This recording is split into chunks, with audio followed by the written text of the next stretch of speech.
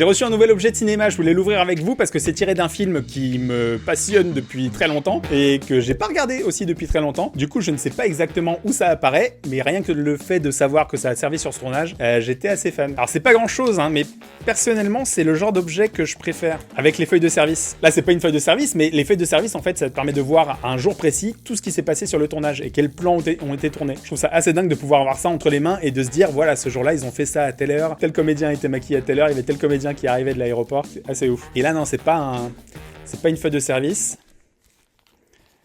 Mais c'est des feuilles aussi. Alors peut-être que si vous avez vu le film récemment ou si vous vous en souvenez, le nom qui est là vous dira peut-être quelque chose. Ça, je trouve ça très cool parce que je crois pas que dans le film on le voit en gros plan. Du coup, ça permet de voir exactement ce qui est écrit, ce que les accessoiristes ont pu écrire sur les documents pour augmenter le réalisme de la scène, quoi. Ok, je vais sortir tout ça et on va regarder.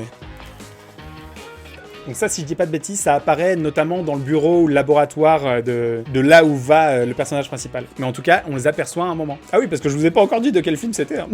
C'est un film qui date de 2004, qui est réalisé par un Français, avec à l'intérieur un acteur pour lequel ce personnage est peut-être l'un des premiers où il n'était pas un rôle comique. Et c'est un des films, je crois, qui a marqué toute une génération. Un peu comme Le Cercle des Poètes Disparus, Will Hunting, tout ce genre de films-là. Avec une part de science-fiction dans celui-ci. Et à l'intérieur, il y a une actrice qui a joué dans un énorme film qui se passe sur un bateau. C'est un film réalisé par un Français, donc Michel Gondry. Et le titre commence par Eternal et finit par Sunshine of the Spotless Mind.